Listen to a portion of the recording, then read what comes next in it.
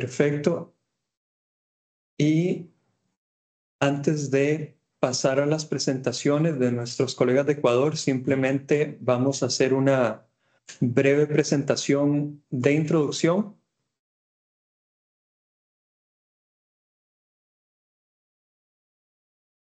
A ver, colegas, ¿me confirman si se ve bien mi pantalla? Sí, perfecto. Sí. Entonces, bueno, vamos a dar inicio a esta sesión. Bueno, de nuevo agradecerles.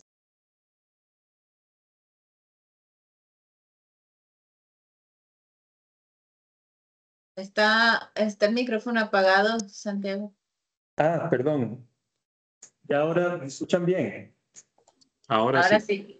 Ahora sí. ¿Antes estaba apagado o se apagó a medida que Se apagó mientras hablé? hablabas. Ah, ok, no, para tenerlo al tanto. Igual cualquier cosa, si se vuelve a mutear, les agradezco que me digan. Bueno, como comentaba, les agradecía a todos los que se están uniendo a la sesión. Esta sesión está siendo organizada en el marco de la Red Regional de Información Ambiental, o REIN por sus siglas en inglés. Simplemente para poner un poco en situación esta sesión, es parte del grupo de trabajo Estadísticas e Indicadores de la REIN y su línea de trabajo en ODS, específicamente en el marco de la modalidad de acompañamiento para los ODS 1451, 1512 y 1541. Para estos indicadores realizamos un taller metodológico general para comenzar, un taller de 2 sesiones. Para los que no participaron, tenemos grabaciones de este taller que podemos compartirlas con ustedes. Y bueno, en este taller participaron nuestras expertas invitadas Gabriela Toscano y Cecilia Tovar de BirdLife International, que es la organización a cargo de la identificación de áreas clave para la biodiversidad. De nuevo les agradecemos por su participación y que también participarán en la sesión de hoy. Hace un par de semanas tuvimos la sesión de lanzamiento del acompañamiento para el cálculo de estos indicadores, que busca brindarle a los países, o bueno, sí, de nuestro lado, brindarles un apoyo que puede ser técnico, de organización, metodológico, para el cálculo de estos indicadores a nivel nacional y su reporte. Entonces, de nuevo, este acompañamiento sigue abierto y ya hemos identificado una lista inicial de países interesados, pero sigue abierta la convocatoria. Y ahora, para iniciar con las actividades de este acompañamiento, estamos organizando una primera ronda de sesiones de cooperación sur-sur. En este caso, contaremos con 2 sesiones, el día de hoy y el día de mañana. La primera, la sesión del día de hoy a cargo de Ecuador, y el día de mañana será la sesión a cargo de México. Y nada más recordarles que el día de hoy es a las 11 de la mañana, hora de Panamá, pero mañana será a las 12 del mediodía. En la sesión de hoy, nuestros colegas de Ecuador nos presentarán sus experiencias para el cálculo del indicador ODS 1512, que mide la proporción de áreas clave para la biodiversidad de terrestres y de agua dulce con respecto a las áreas protegidas. Y contaremos con diferentes intervenciones en esta sesión de nuestro colega Freddy Valencia, que los de la REIN ya conocen muy bien, coordinador de gestión del Ministerio de Ambiente, gestión estadística del Ministerio de Ambiente, Agua y Transición Ecológica de Ecuador, de Luis Carrasco, presidente de la Fundación para la Conservación de los Andes Tropicales, o FCAD, y de nuestra colega Cecilia Tovar, punto focal del programa KBA para América Latina y el Caribe de BirdLife International, que también ya deben conocer muy bien. Entonces, simplemente recordar que el objetivo de estas sesiones de cooperación sur-sur es que los países que ya han realizado avances en el cálculo de estos indicadores los presenten sus experiencias, el proceso, lecciones aprendidas, estilo lecciones aprendidas, dificultades encontradas, etcétera, al resto de los países, ya que, bueno, por un lado, nos parece una forma efectiva de fomentar la cooperación regional. pero que también nos parece una... Perdón, hay un micrófono. Ok, no es una intervención, perfecto.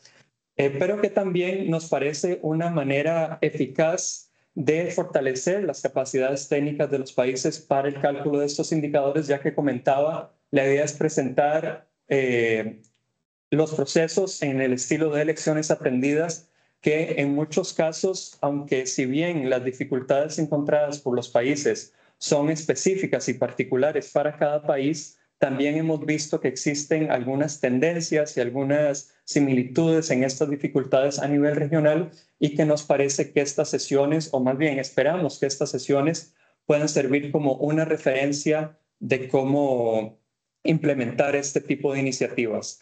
Entonces, bueno, con esto, sin más, le agradezco de nuevo a nuestros colegas de Ecuador, sobre todo a Freddy y a ¿cómo se llama? Juan Iglesias, que por su coordinación y su buena disposición para participar en la sesión de hoy. Y con esto termino esta primera sección de presentación introductoria. Javier, si querés palabritas. Muy buenos días. Me sumo al agradecimiento de Santiago a los colegas de Ecuador por ofrecerse y por organizar el contenido para esta presentación. Les reitero la invitación a contar con vuestra presencia mañana para escuchar de qué manera México también ha ido superando obstáculos y ha logrado avanzar en la construcción de estos indicadores.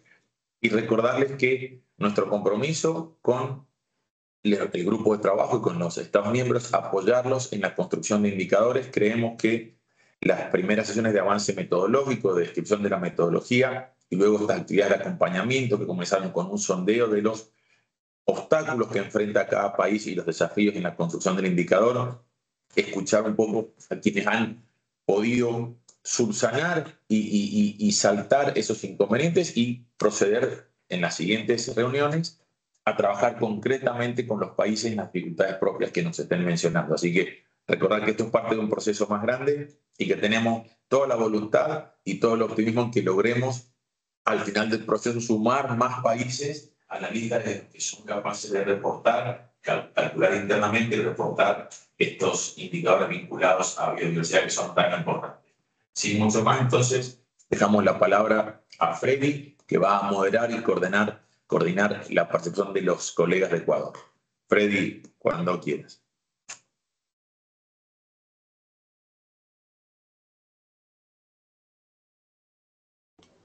Buenos días, ¿qué tal? Un gusto saludarles, Javier, Santiago y compañeros en esta reunión. Sí, muchas gracias por el espacio y bueno, sin más, procedo a dar paso a los compañeros que van a formar parte de esta presentación. Hemos creído conveniente por parte de Ecuador no solamente ceñirnos a presentar el cálculo y el resultado, sino contar la historia de todo este proceso para poder llegar a este indicador. Entonces, le doy la palabra primero a Cecilia Tovar, quien es licenciada en Ciencias Biológicas de la Universidad Central, con una maestría en Ciencias, candidata a doctorado en Ciencias, actualmente docente de Ecología y Ambiente, Recursos Naturales, Investigación de la Universidad Central, coordinadora del programa de becas de investigación para la conservación de la biodiversidad en la Fundación Ecológica Ecociencia, y punto focal regional de KBA para América por BirdLife. El trabajo es capacitar y dar soporte a los proponentes de los sitios de KBA para la primera revisión de propuestas previa a la revisión del secretario de KBA. Ella nos va a contar su trabajo y aporte dentro de este proceso. Adelante, Cecilia. Muchas gracias, Freddy. Buenos días con todos. Voy a compartir mi pantalla. No sé si es que pueden ver todos mi pantalla.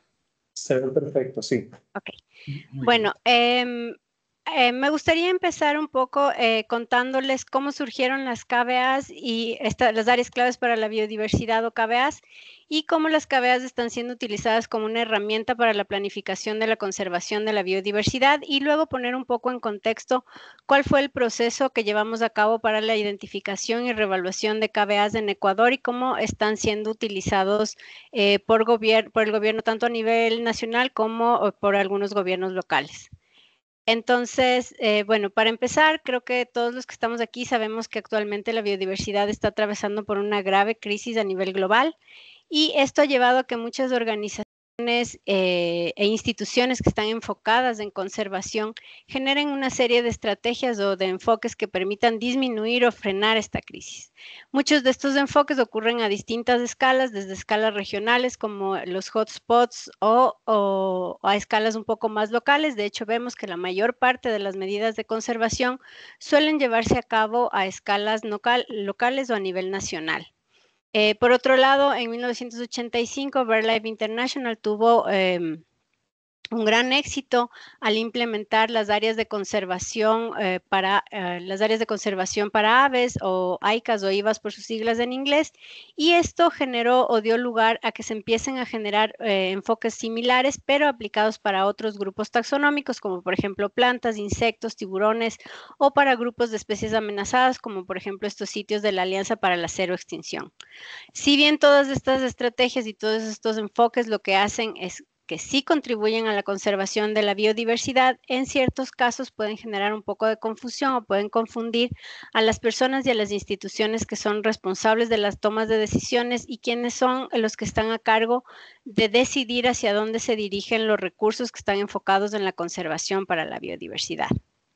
Además de esto, vemos que aunque estamos cada vez más cerca de alcanzar ciertas metas globales, como por ejemplo la meta 11 de Aichi, podemos ver que efectivamente el número de áreas protegidas se ha ido incrementando. Si es que comparamos los años previos a la meta 11 de Aichi y los últimos 10 años, podemos ver que efectivamente el número de áreas protegidas se ha ido incrementando.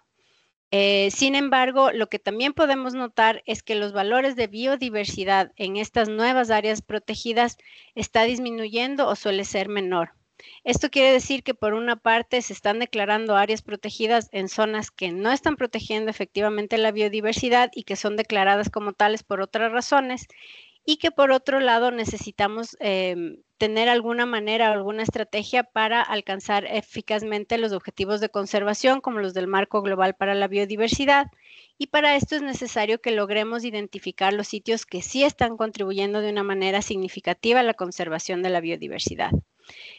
Pensando en esto, las KBAs pueden ser utilizadas como una herramienta para identificar de manera más efectiva estos sitios prioritarios.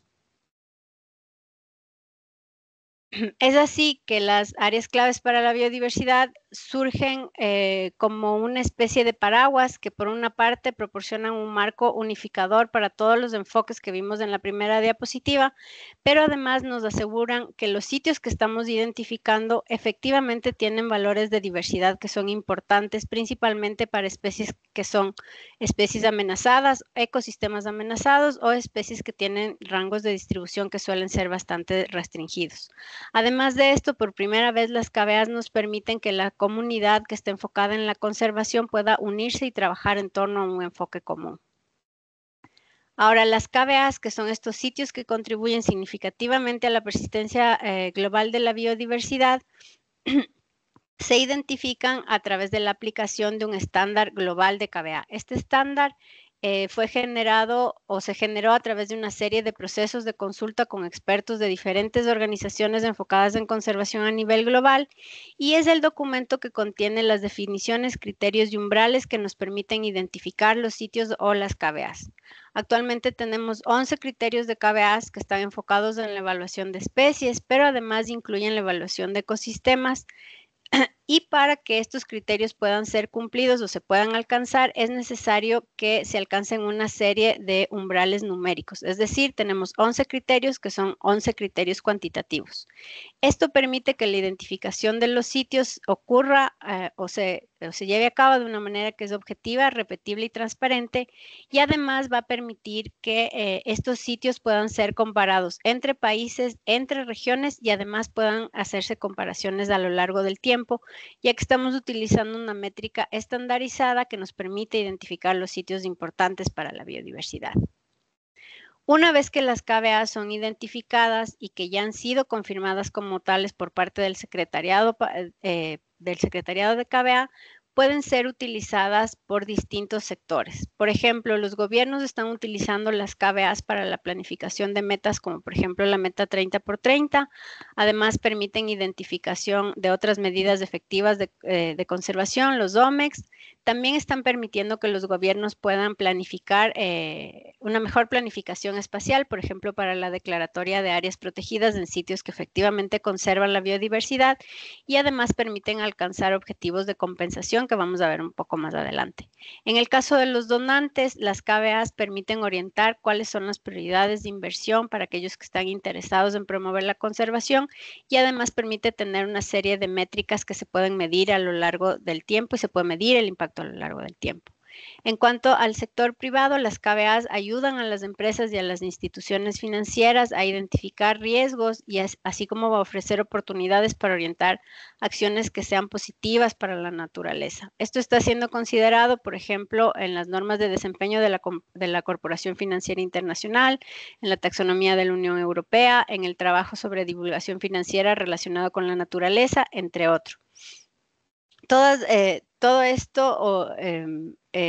estas instituciones reconocen a las KBAs como un conjunto de datos que son claves para ayudar a las organizaciones a informar y actuar sobre la evaluación de los riesgos y de las oportunidades que están relacionadas con la naturaleza. En cuanto a las instituciones o las organizaciones que trabajan a nivel de conservación, las KBAs permiten primero identificar los sitios de importancia a nivel global y además pueden ser utilizados como parte de indicadores como por ejemplo los acuerdos multilaterales sobre medio ambiente, y además nos permiten que la identificación de los sitios prioritarios ocurra de una manera, como ya vimos anterior, de una manera objetiva. Ahora les voy a mostrar brevemente cuál fue el trabajo que llevamos a cabo en Ecuador. El proceso de identificación de KBAs en Ecuador fue parte de un proyecto grande que fue el proyecto Besos KBA, que incluyó a 4 países en Andes tropicales y 3 países en la cuenca del Congo. Durante el proceso de identificación de KBAs en Ecuador, el primer paso que se llevó a cabo fue la conformación de un grupo nacional de coordinación. Este grupo tiene por objeto participar en la identificación y reevaluación de los sitios o de las KBAs, además de que busca o pretende gestionar recursos para el futuro de estos sitios que ya fueron identificados, y participa en la gestión para que las KBAs puedan llegar a ser incluidas como parte de las políticas nacionales de conservación. Después de esto se realizaron algunos talleres de capacitación en donde todas las personas que iban a participar de la aplicación del estándar de KBA, es decir, que iban a evaluar los sitios, pudieron aprender cuál era la manera de aplicar el estándar de KBA. Una vez que se realizó esto, se conformaron una serie de grupos de expertos taxonómicos. Los expertos fueron parte de distintas instituciones que están trabajando a nivel de investigación en el país, y ellos fueron los encargados de aplicar el estándar de KBA. Además de que fueron las organizaciones que facilitaron una serie de datos sobre las especies que fueron necesarios para poder identificar los sitios. Una vez que se conformaron estos grupos y se realizó una identificación previa de las especies, se llevaron a cabo una serie de talleres de expertos en donde estos expertos fueron quienes validaron la información y además proporcionaron datos adicionales como por ejemplo la confirmación de la presencia de las especies dentro de los sitios o datos adicionales como por ejemplo el número de unidades reproductivas, entre otros. Luego que se realizó esto y que tuvimos un mapa, por decir de alguna manera, un mapa borrador de las áreas claves para la biodiversidad, se llevó a cabo un proceso de sociabilización de los datos y un proceso de validación de estos datos con distintas organizaciones, entre las que estaban incluidas pueblos y comunidades indígenas, quienes participaron activamente del proceso de identificación de los sitios. Y por último, se llevó a cabo un evento de presentación de resultados en donde toda la comunidad que podía o que puede hacer uso de la información de KBAs en el Ecuador estuvo presente para conocer cuáles fueron los resultados que se obtuvieron. Entonces, al final del proyecto tuvimos un total de 124 KBAs confirmadas para Ecuador.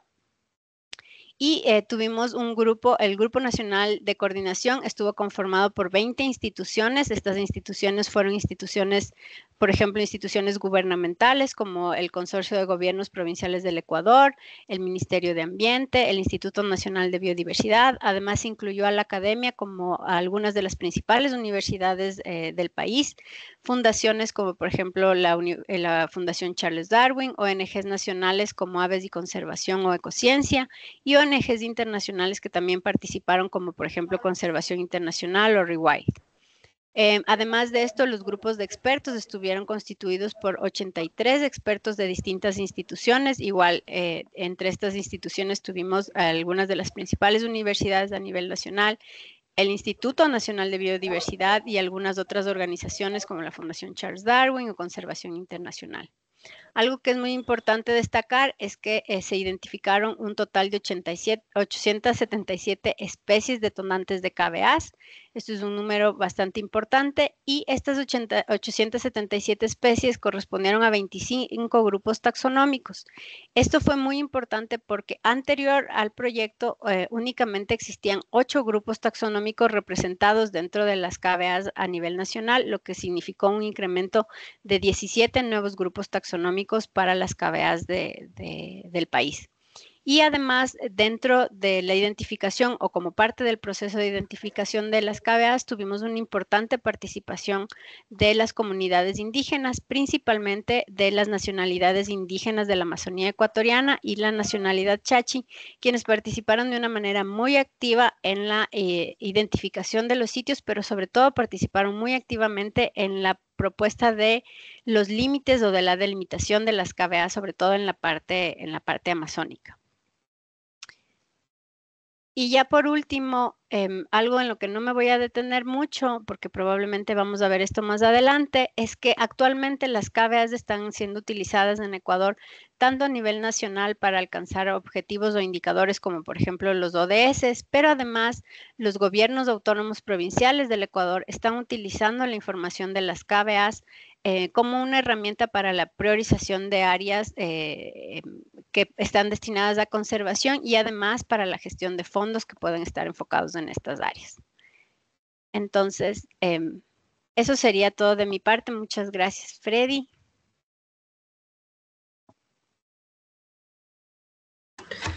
Muchas gracias, Cecilia.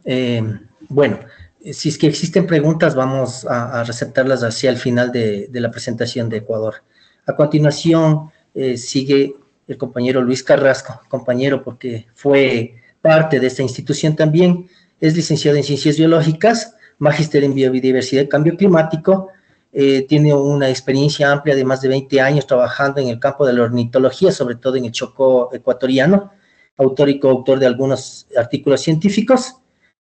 Fue parte de este equipo también del Ministerio del Ambiente, como especialista de biodiversidad, socio fundador en la creación de la Fundación para la Conservación de los Andes Tropicales, que actualmente posee una reserva de 700 hectáreas y una estación científica donde se hace investigación y es el presidente y forma parte de la dirección ejecutiva de esta fundación.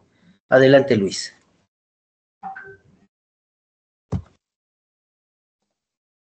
Buenos días, muchas gracias, Freddy. Igualmente voy a compartir la pantalla para poder.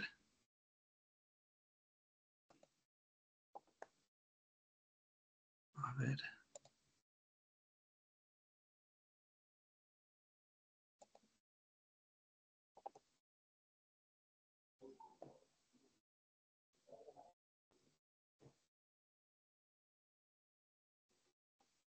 Estoy dentro de compartir.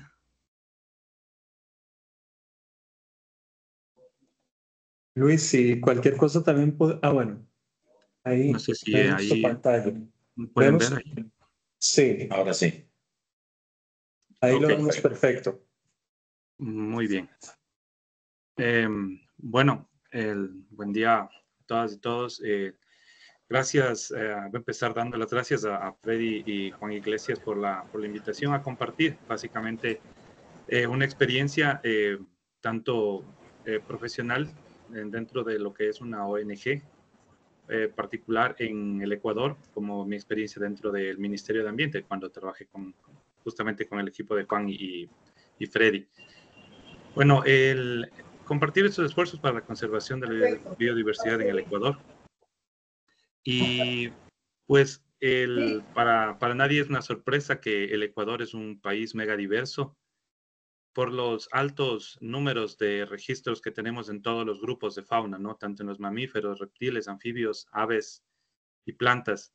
Al ser un país tan biodiverso, es una maravilla vivir en este país, pero también el problema es que tenemos algo que contrasta con esa biodiversidad, que es la alta deforestación en el Ecuador. Como podemos ver ahí, una fuente oficial, un mapa en donde indica todo lo que está en amarillo es área ya agroforestal, básicamente área agrícola, en donde se ha ido perdiendo la cobertura de bosque en el país. Aquí una imagen de Global Forest Watch que nos indica a lo largo de los 20 años, ¿no? Cómo se ha ido perdiendo esa cobertura vegetal. Y pues básicamente cuando hablamos de pérdida de bosque, hablamos de pérdida de biodiversidad. Y es importante conocer qué es lo que se está perdiendo. Y para poder tener todos estos indicadores y poder llegar a evaluar todo lo que nosotros querramos hacer, pues a la final de cuentas hablamos de información. Y cuando hablamos de información y poder presentarla de una manera estadísticamente clara y bien asentada, digamos, y realista, pues en nosotros, por ejemplo, con uno de los esfuerzos que tuvimos dentro del Ministerio de Ambiente con el equipo de trabajo que estábamos mencionando, por ejemplo, actualizamos la lista roja de aves del Ecuador, que esto fue un proceso que se trabajó en 10 talleres, que más o menos tuvimos la participación de 27 especialistas en cada uno, y pues además al final con 3 talleres de validación con aproximadamente 50 expertos. Así que este proceso básicamente lo que nos llevó a ver es que primeramente nosotros como país necesitábamos tener estas herramientas para que los tomadores de decisiones como el Ministerio de Ambiente tengan estas herramientas para poder saber qué es lo que está pasando. En esta evaluación nosotros habíamos visto que la última evaluación que habíamos tenido era en el 2002 y de ahí nosotros la que actualizamos fue en el 2018, varios años después. Podemos ver en las barritas negras cómo se aumentaron las especies que están en riesgo y en peligro de extinción en las diferentes categorías. Y esto realmente es un llamado de atención, ¿no? Y una alarma realmente para lo que está pasando en el Ecuador y como país. Y bueno, esto ya no es una sorpresa, sino más bien es algo que se está pasando a nivel de todo el mundo.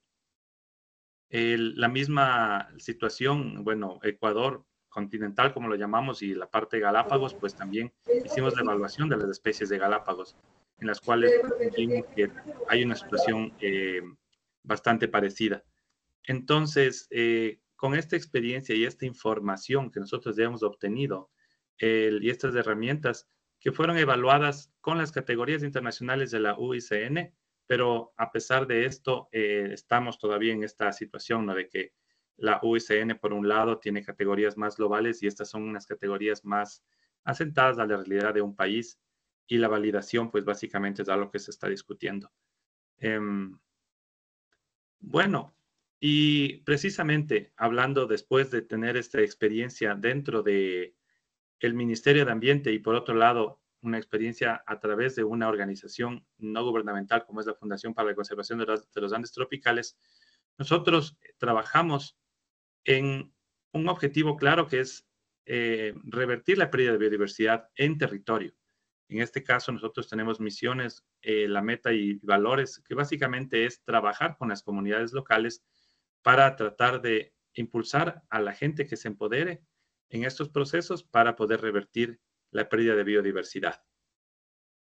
Esta historia, si se quiere, es un trabajo de más o menos 22 años que llevamos trabajando en la zona de el Chocó, en donde vemos que desde el 2002 fuimos trabajando, en el 2011 conformamos una organización, en el 2019 creamos una reserva, en el 2020 construimos una estación científica y actualmente tenemos proyectos de investigación. Pero bueno, vamos a ver un poco más de cerca de qué se trata esto. La región, la ecorregión del Chocó, considerada un hotspot de biodiversidad, es una región que básicamente se distribuye desde la costa del Pacífico del sur de Panamá, toda la costa de Colombia y terminando en la costa de Ecuador. En esta región nosotros tenemos, y voy a tomar como uno de los ejemplos, nuestro trabajo para ver cómo se genera y las problemáticas que nosotros enfrentamos en territorio. En esta zona del noroccidente del Ecuador tenemos una reserva que es del gobierno, que está, en este caso, fue declarada en 1996 por el Ministerio de Ambiente y se denomina Mache Chindul.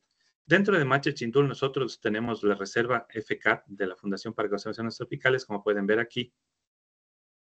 Pero, como ustedes pueden ver en el mapa, tiene una matriz agrícola bastante grande. Básicamente, a pesar de estar dentro de una reserva del gobierno, son 120,000 hectáreas que están conservadas, en donde básicamente hay pocos guardaparques, diría que 10 o 15 para cuidar toda esa cantidad de terreno. Pero lo más complejo para estas zonas o para esta área protegida, que por ejemplo es considerada una KBA, es que el 100% del territorio es propiedad privada.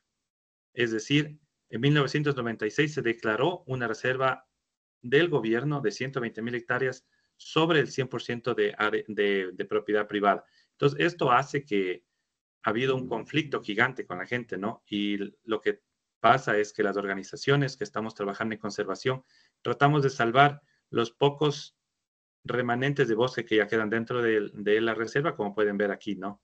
El mapa. Y ahora mismo estamos trabajando en la creación de un corredor entre esta zona azul, que es una laguna denominada como tiene una categoría de sitio Ramsar, la laguna de Cube, nuestra reserva, y una reserva que es Bilsa, básicamente de una fundación que lamentablemente ahora está abandonada.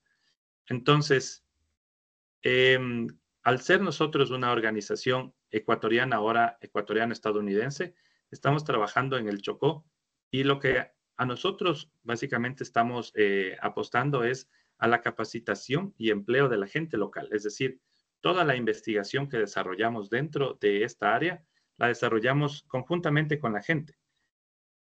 Le involucramos en investigación, procesos de conservación de nuestra reserva y actualmente trabajamos con la comunidad, grupos juveniles que están desarrollando proyectos no solo de investigación, sino también incursionando en la permacultura y otros procesos como restauración y reforestación.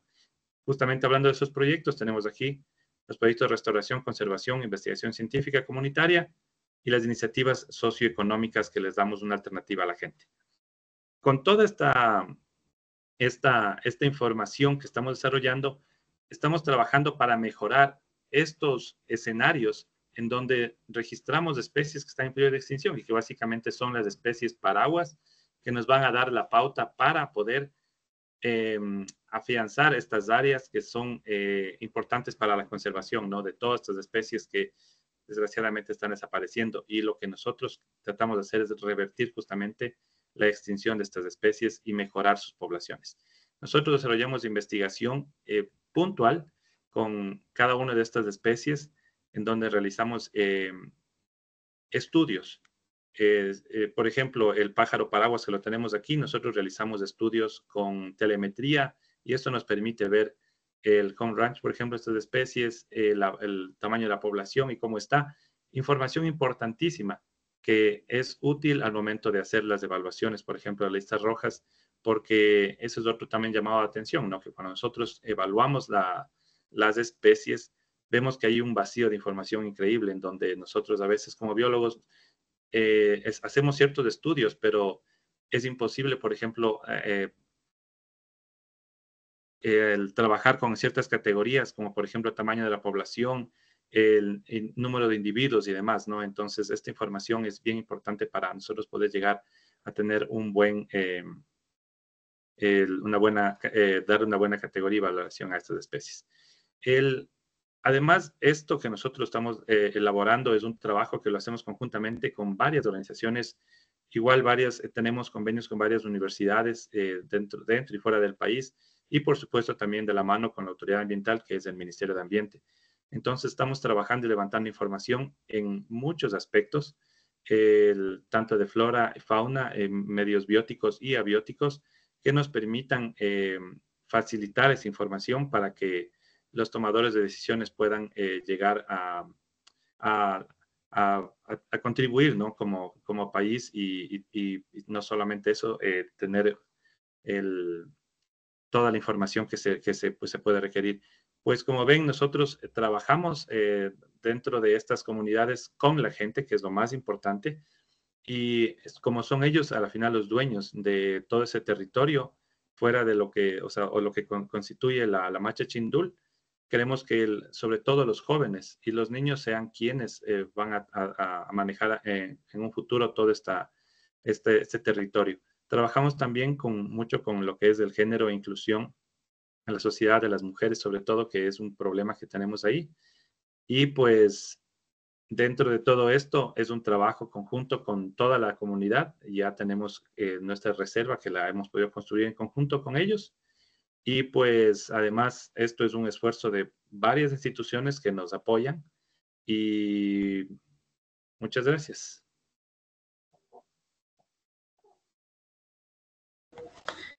Gracias, Luis. Bueno, hasta aquí la experiencia desde la parte científica y lo que aporta en el tema de CABEAS. Bueno, procedemos nosotros. Presento a mi compañero Carlos Doñate, es ingeniero geógrafo. Y yo soy Freddy Valencia, biólogo marino, y formamos parte de esta dirección que tiene a cargo el tema de manejo de información.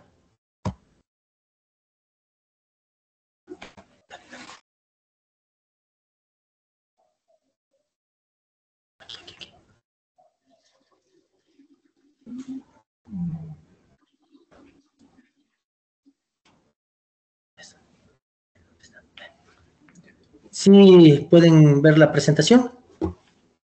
No, Freddy, todavía no están compartiendo. Igual si tienen algún problema de compartir o lo que sea, me lo pueden mandar a mi correo y yo puedo compartirles la presentación también.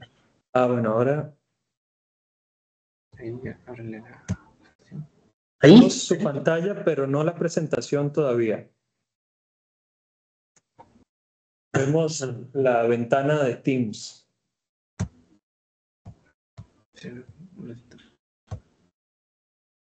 Ahí, ahora sí, pero todavía no lo vemos en pantalla grande. ¿Ahí? Ahí está un poquito lento, entonces. Ahí lo vemos, pero todavía no está en modo presentación, lo vemos reducido. Puedo finalizar la presentación y vuelvo a ponerlo. Freddy, si estás con doble pantalla, estás compartiendo la pantalla equivocada, la del modo presentador. Y tocará. Eso, ahí ya la tienes. Bien, entonces ponga detener como detener.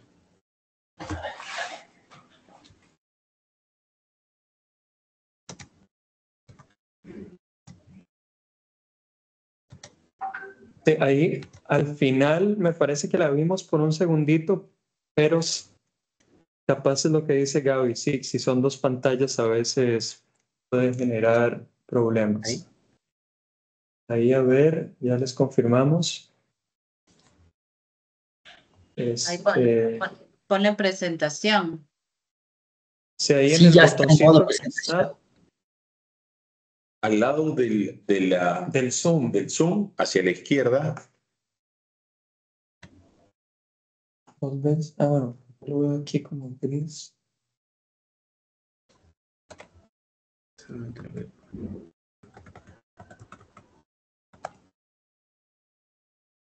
En la parte inferior de la pantalla, donde está la regulación del zoom, hay un icono inmediatamente a la izquierda, pegado al menos de esa escala. Ahí lo tenemos nosotros, yo lo estoy viendo en presentación. Ok, bueno, si el icono si está activado el icono que está al lado del signo menos, ese es el máximo tamaño de pantalla completa que se puede alcanzar. Solo eso. Pero bueno, igual estamos bien. Sí, por lo menos de acá la vemos como en la aplicación de PowerPoint, pero se ve bien la diapositiva. Entonces, si quieren, podemos continuar así. Bueno, ya gracias. Bueno, nosotros somos, como indicaba, de la Dirección de Educación e Información Ambiental e Hídrica para la Transición Ecológica y nos regimos por esta frase: lo que no se puede medir no se puede gestionar y mejorar. Como todos los países, creo, tenemos muchas dificultades en relación al manejo de información y por parte también de las competencias de este ministerio, si bien hemos avanzado bastante en el tema de conservación, tenemos una área importante bajo conservación, pero nos falta un poco mejorar en cuanto a la gestión interna y el cuidado de esas áreas. Nuestra dirección trabaja con información sobre todo de entes internos del ministerio, las áreas técnicas, y también recopilamos información de los entes externos. La información, como todos conocen, son de diferentes fuentes, pero básicamente con la que trabajamos en información geoespacial, por eso es que tenemos un equipo de geógrafos que nos colaboran en el procesamiento de la información y esa información luego trasladada a la parte estadística para permitirnos hacer la reportería respectiva y sobre todo de los indicadores ODS. También hay otras fuentes de información como los sistemas de monitoreo, combinación de fuentes, etcétera. Freddy, te molesto, disculpa la interrupción. Creo que ha quedado la presentación en la portada inicial, en la primera lámina. Al menos si vos te has estado moviendo, avanzando en lámina 2 o 3, no se está proyectando eso. Estamos simplemente en la lámina inicial. ¿Allí? Nos seguimos viendo donde dice REIN, Cooperación Sur-Sur y la primera lámina. Si querés enviarnos rápidamente esa presentación, la podemos proyectar nosotros. Si tenés problemas para poder navegarla y compartirla. Listo. Si nos la envías por correo o por el chat, aquí podemos nosotros proyectarla. Sí.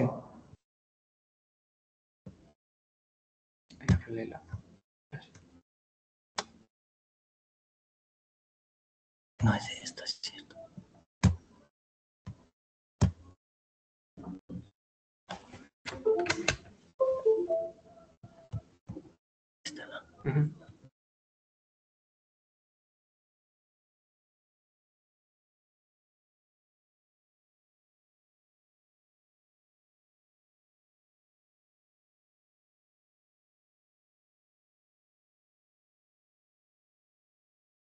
Mientras tanto, quizá podríamos avanzar si alguien tiene alguna pregunta de las presentaciones de Ceci o de Luis.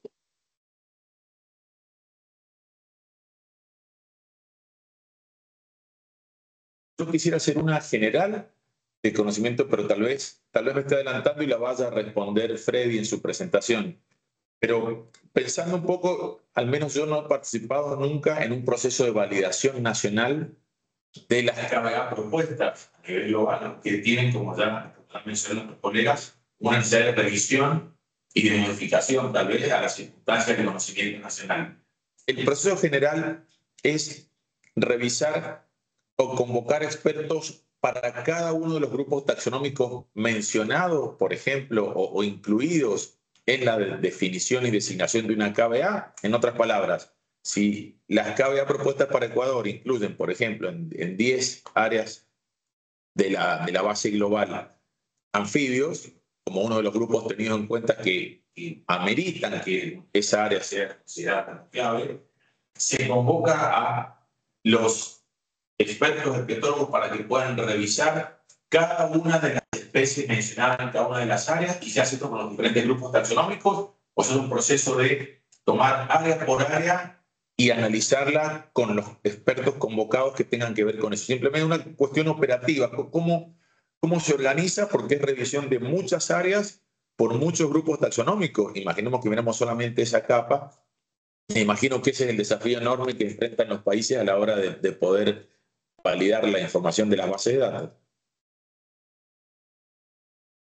No sé si responde y después me complementas, si es que quieres. Dale. Sí. En realidad fue ambas cosas. En un inicio, cada grupo taxonómico trabajó individualmente, digamos, en la revisión de las especies calificadoras. Al mismo tiempo, el grupo coordinador, digamos, de este proyecto estaba analizando también bases de datos del país, de universidades, del Instituto de Biodiversidad, y con eso aplicando los criterios KBA para diferentes sitios. Entonces, una vez hecho este primer trabajo, se hicieron varios talleres por grupo taxonómico para verificar cierta información. Por ejemplo, el número de unidades reproductivas en el sitio, confirmar que la especie realmente está en el sitio y otros datos que se necesitan para las propuestas de KBA. Después de esto, cuando ya se tenía como la información base, se hicieron otros talleres para confirmar la delimitación del sitio. Y ahí no solamente participaron expertos, sino otra gente que conoce el área, que trabaja en el área, o, por ejemplo, para las KBA amazónicas, se convocó a la Confederación de Nacionalidades Indígenas Amazónicas para que con ellos y sus mapas de territorios podamos delimitar las áreas. Entonces, esto ocurrió como en varias fases. Así fue la validación. No sé si se me olvidó algo. Sí, creo que es importante destacar en el caso de Ecuador, el equipo que estuvo coordinando el proyecto en Ecuador, ellos diseñaron además un script en R, en el paquete estadístico, en el que lo que hicieron fue que descargaron además toda la información que está disponible de la lista roja de la UICN, es decir, todos los mapas de rangos de las especies, para hacer como un primer rastreo de cuáles podrían ser las especies que alcanzarían los umbrales para desencadenar los criterios de KBA.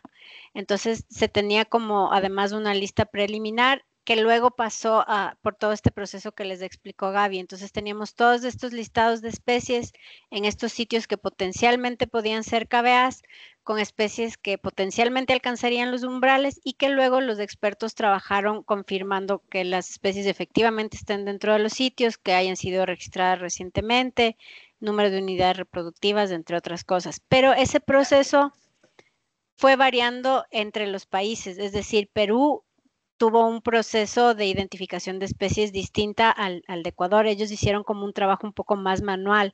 Colombia también generó como un paquete para poder hacer un poco más, tener como un poco más estandarizado todo el proceso de identificación y de la evaluación de las especies. Y Bolivia también hizo como un proceso un poco más manual con la consulta y revisión de sitios por sitios con los expertos de cada grupo taxonómico. Entonces sí, va a variar de cómo cada país se organiza para la identificación de las especies y la validación de las especies. Perfecto, gracias. La consulta apuntaba a ir pensando, entendiendo cómo se puede apoyar a los países que aún no han empezado este proceso y que tienen voluntad de hacerlo, y entender un poco la dinámica, como mencionás vos. No hay una única metodología, un protocolo, sino que cada país lo adapta, pero en principio sería o área por área, que es la aproximación que ha hecho Bolivia, por ejemplo, o tomar lo que mencionabas de Ecuador, KBA de algunos ecosistemas, un bioma que estén relacionados de alguna manera, para realizar con los conocedores puntuales, por lo que entendí de eso, por ejemplo, la Amazonía, realizar puntualmente las áreas clave ubicadas o identificadas en la Amazonía. Otra cosa más, desde el Secretariado de KBA, una cosa con la que nosotros podemos ayudar a los países es que el Secretariado de KBA ha generado una herramienta que lo que hace es que divide al país en polígonos de distintos, de un área determinada, cada uno de los polígonos, y nos dice cuál es el listado de especies potencialmente desencadenantes de criterios de KBA para cada uno de esos polígonos. Entonces, a partir de esos listados, cada país también puede trabajar para ver en dónde hay, por ejemplo, mayor concentración de especies o qué áreas podrían ser potencialmente sitios que puedan ser calificados como KBAs. Y ya luego viene todo el otro proceso en el que obviamente hay que validar la información, hay que recopilar datos que sean recientes y hay que consultar con los expertos. Pero una cosa que sí con la que nosotros podemos ayudar es justamente generando este tipo de listados preliminares para que puedan ser como una base y de ahí puedan continuar el trabajo. Perfecto, perfecto. Lo vamos a tener en cuenta y los países seguramente están escuchando para ir pensando de qué manera bajar esa protocolo, esa metodología de trabajo a sus circunstancias nacionales. Bueno, excelente, yo creo que sí. Neira, no sé si es complementar con algo que ya mencionamos, pero si es una pregunta adicional, tal vez la dejamos para el final de la sesión. Pero si es algo para complementar, adelante. Neira, no te escuchamos. No sé si tenés algún problema con el micrófono.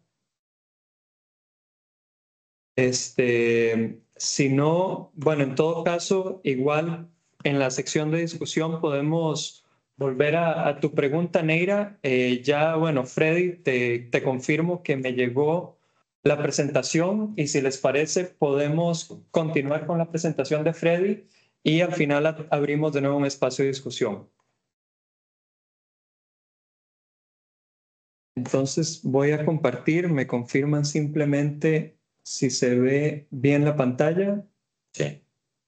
Sí, perfecto. Listo, bueno, gracias. Ya habíamos hablado de la presentación y nuestra dirección, dale nomás. Y esa es la frase con la que nos llevamos aquí nuestro trabajo. El trabajo que hacemos desde la dirección. Adelante. Las fuentes con las que trabajamos a nivel internacional se tiene eso y justamente como indicaba, básicamente nuestro trabajo es con información de geoespacial y otras fuentes. Adelante. Bueno, el trabajo aquí lo hemos definido metodológicamente con el modelo ordenador PER, presión, estado de respuesta, que la mayoría debe manejarlo, y este trabajo lo hemos planteado en un documento que es la guía para la construcción y mantenimiento de estadísticas ambientales. Más adelante les damos los enlaces y donde pueden encontrar el trabajo que hemos desarrollado en este tiempo.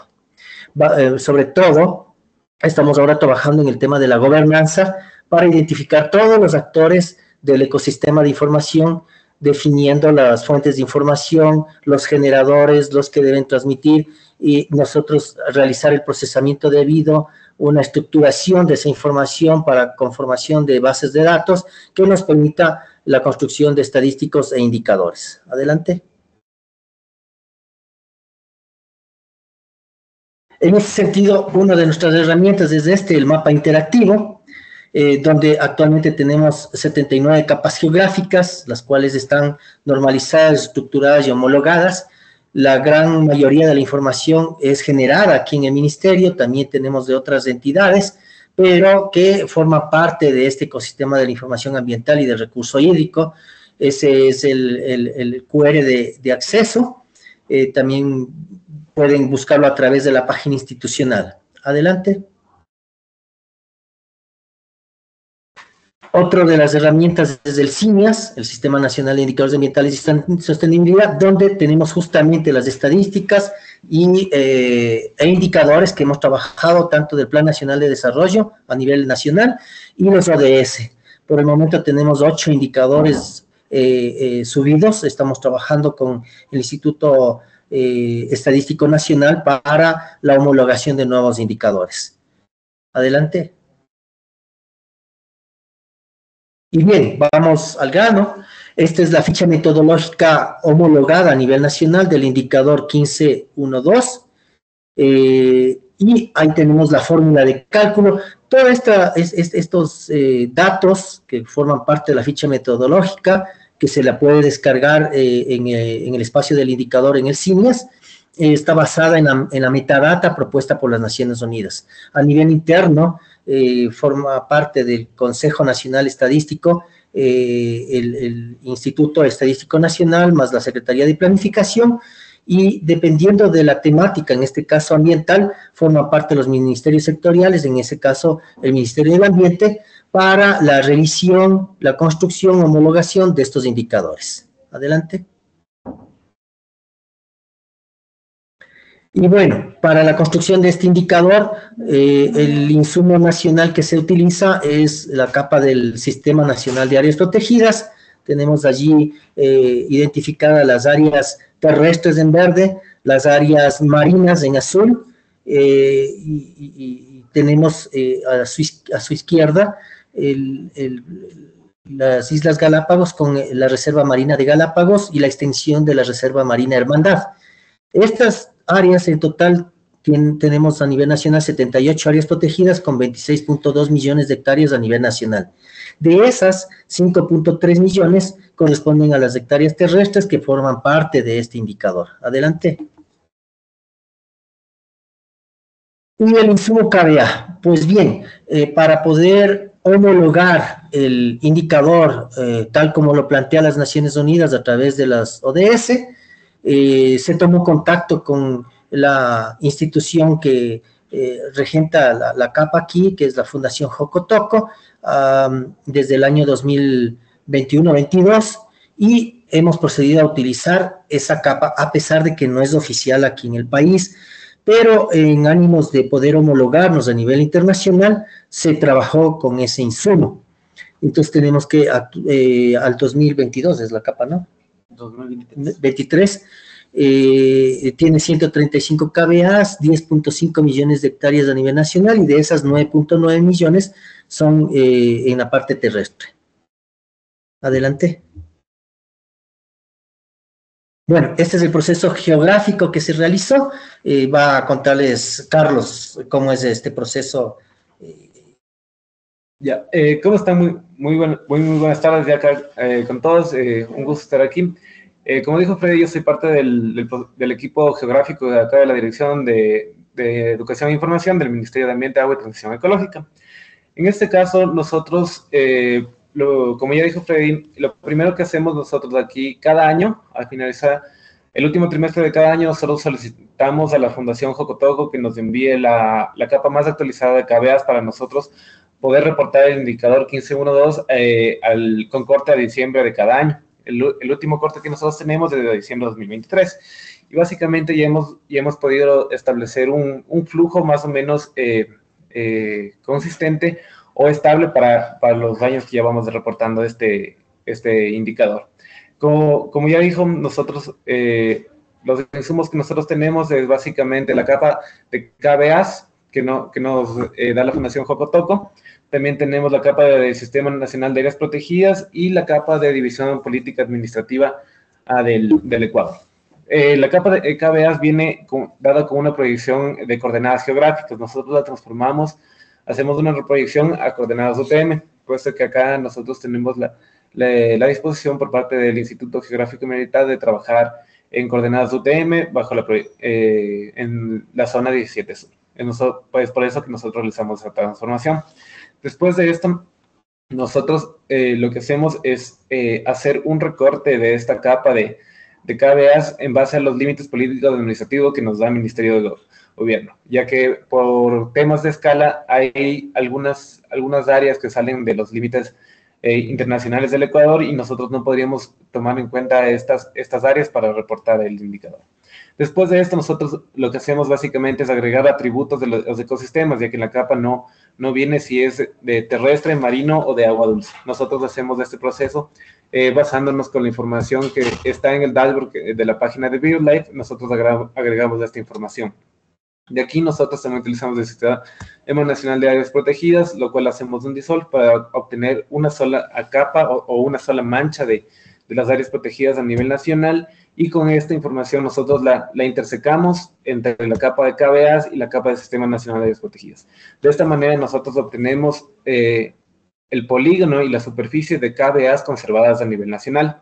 Después de esto nosotros hacemos un join entre la capa que ya lo tenemos en UTM, junto con la capa de KBAs que tenemos conservadas. De tal manera que en una sola capa vamos a tener el área que está conservada y el área que no. Es decir, nosotros tenemos la superficie conservada de KBAs por el Sistema Nacional de Áreas Protegidas y la superficie de KBAs que no están protegidas. Es decir, vamos a tener el área de Yasuní, tenemos, digamos, el 80% conservado de esa KBA por un área protegida, y el restante no está conservado. Aquí, eso es básicamente un poquito el flujo geográfico. A continuación ya les vamos a presentar los resultados. Si me ayudan con la siguiente, por favor. Ya. Este básicamente es el resultado, es un pequeño resultado gráfico que nosotros podemos ver. Lo que tenemos con verde es las KBAs que tenemos dentro del Ecuador en lo que concierne la parte terrestre, y la parte que está con una trama de cuadros es del Sistema Nacional de Áreas Protegidas. Y ahí básicamente dentro de esto nosotros ya podemos identificar cuáles son los ecosistemas, las KBAs por ecosistemas que están conservados, dándonos como resultado que tenemos 66 KBAs que están protegidas total o parcialmente, lo cual representa 4.72 millones de hectáreas de KBAs, del total de 9 millones que tenemos a nivel nacional, dándonos como resultado que tenemos conservado un 47.8% con respecto a las KBAs a nivel nacional, bajo el Sistema Nacional de Áreas Protegidas. También es importante mencionar que otros mecanismos de conservación, como bosques protectores, sociobosques o áreas de protección hídrica, también están conservando otras partes o otras áreas de KBAs, pero como el indicador no nos permite utilizar otra información aparte del Sistema Nacional de Áreas Protegidas, este es el resultado que hemos obtenido. Pero en realidad, si tomamos más mecanismos de conservación que tenemos dentro del país, este porcentaje subiría. Adelante. Bueno, y como resultado de ese geoprocesamiento tenemos estos datos. Hemos hecho un cálculo hacia atrás, y entonces estamos presentando en la página esta serie histórica desde el 2015. Para esto hemos utilizado tanto la capa de KBA hacia atrás, y también los insumos correspondientes a esos años de la capa del Sistema Nacional de Áreas Protegidas, y justamente allí tenemos con esa desagregación que determina el indicador, ¿no? Porque al final dice por tipo de ecosistema. Entonces, de agua dulce está el 89.88%, y en la parte terrestre 40.78%. El total nacional nos da el 47.80%. Adelante. Y esta es una captura de la base de datos, una parte. Como pueden ver allí, a su derecha hay unos ceros. Eso corresponde a las KBA que no forman parte del Sistema Nacional de Áreas Protegidas. La penúltima columna, en cambio, es lo que está de la superficie de KBA, y los datos de que sí están dentro por ejemplo, tenemos a la Morcelica, tiene 44.905 hectáreas que están dentro de las áreas protegidas. Más o menos esa es una relación, y estos insumos pueden ser bajados desde nuestra página. Adelante. Bueno, muchas gracias. Esa es una presentación breve de este ejercicio que se realizó y que estamos ya reportando tanto a nivel nacional como a las Naciones Unidas, el avance del indicador. Gracias. Muchísimas gracias, Freddy. Vos, Freddy, a Luis y a Cecilia y Gaby por sus presentaciones tan interesantes. Nos parece que el trabajo que ha hecho Ecuador es un ejemplo muy bueno a nivel regional por el trabajo articulado que han tenido entre el Ministerio de Ambiente, ONGs como OFCAT o Jocotoco, además de las organizaciones como BirdLife que son encargadas para estos temas. Así que bueno, esperamos que para el resto de los países también les haya parecido interesante y que hayan escuchado algunas experiencias que les puedan servir de referencia. Con eso terminamos la parte de presentación y si les parece pasamos a este espacio de discusión. Bueno, Neira, vemos que seguís con la mano levantada. No sé si te gustaría tomar la palabra o si tomamos la pregunta del chat. Me parece que tu micrófono sigue sin funcionar correctamente. Y si cualquier otra persona tiene una pregunta, puede levantar la mano, tomar la palabra, o podemos también revisar el chat, lo pueden comunicar por el chat también. Mientras esperamos la intervención de alguien, una consulta muy rápida. La metodología con la que la Fundación Jocotoco, no recuerdo el nombre, perdón, provee las capas de KBA al Ministerio para su análisis, ¿es similar y los criterios son similares a los que nos han compartido nuestras colegas de KBA? ¿O tiene alguna adaptación o alguna diferencia importante, sustantiva, con respecto a la que hemos estado conversando? No, o sea, Jocotoco es la que administra la capa y por eso nos dirigimos a ellos a la solicitud para que nos entreguen. Perfecto, perfecto. Gabriela, por favor, adelante.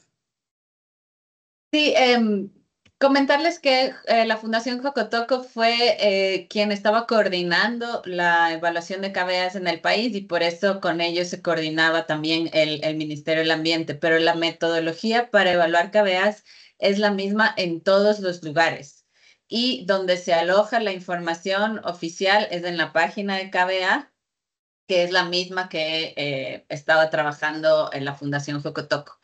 Entonces, sí, la idea del uso de esta metodología es que sea igual en todas partes, que se aplique de la misma manera en todas partes para que pueda ser también comparable y cuando se hagan reevaluaciones se use siempre las mismas metodologías.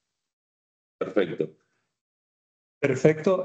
Bueno, también mencionar que bueno, con la pregunta de Neira y la respuesta de María, también bueno, hemos discutido con nuestras colegas Cecilia y Gaby que también poder organizar alguna sesión más específica sobre estos temas, como pueden ser la formación de grupos de coordinación nacional de KBA, etcétera. Si los países están interesados, nos parece que valdría la pena organizar sesiones más específicas donde se tocan todos estos detalles, como de potenciales costos y cuáles los pasos específicos del proceso de esta validación. Entonces, simplemente mencionarlo también para este seguimiento y acompañamiento que haremos es algo que les propondremos a los países.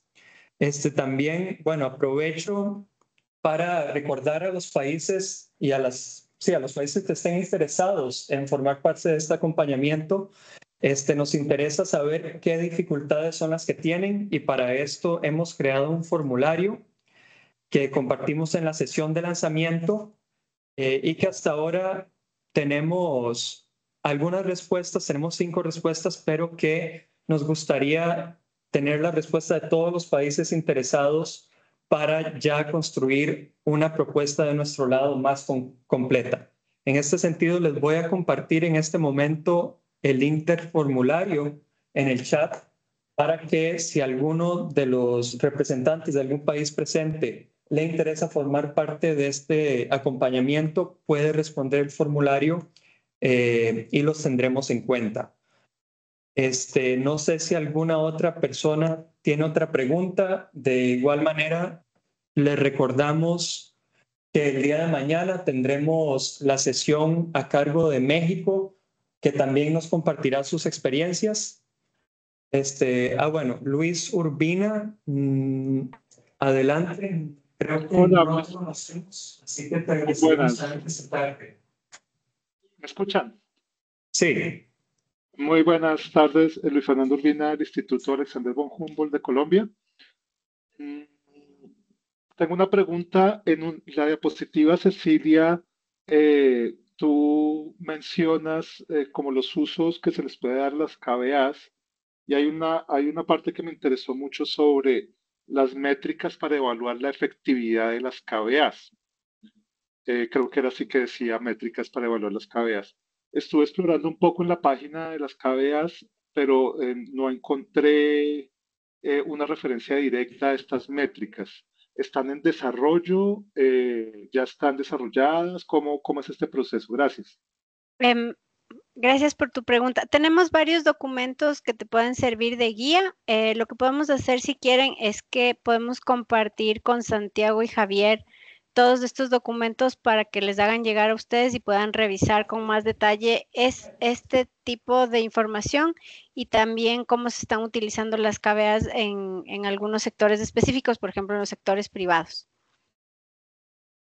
Perfecto, Cecilia, sí, completamente de acuerdo. Igual mencionar todo esto, podemos mandarlo en el correo de seguimiento, además de todas las presentaciones de la sesión de hoy y la grabación de la sesión. Entonces, sí, te agradecería mucho compartirnos estos documentos. No sé si alguna otra persona tiene una pregunta. Nos llevamos un poco más de tiempo de lo esperado, pero si existen preguntas podemos alargar un poco más la sesión. Una consulta más, entonces, Santiago, si me permitís. Con respecto al costo, Neira es una consulta de una estimación, por supuesto, del costo que tiene sumarse o encarar este proceso a nivel nacional. Le consulto a las colegas de KBA si la Fundación también apoya la búsqueda de fondos, en algunos casos puede, a solicitud de un país, girar y pedir a un donante para asistir a un país, o si el país tiene que encargarse de conseguir los fondos. Sí, podemos apoyar no solamente nosotros como BirdLife, sino cualquier otra organización que forma parte de la asociación de KBA. Puede apoyar en el levantamiento de fondos. Ha sucedido ya en algunos países. Rewild es una de las organizaciones que está trabajando bastante con KBAs. Ha trabajado en algunos lugares del Caribe, en ciertas regiones de Brasil. Conservación Internacional, WCS también han apoyado y claro, por supuesto nosotros también podemos apoyar en el levantamiento de fondos, podemos trabajar en conjunto para hablar con donantes o buscar fondos.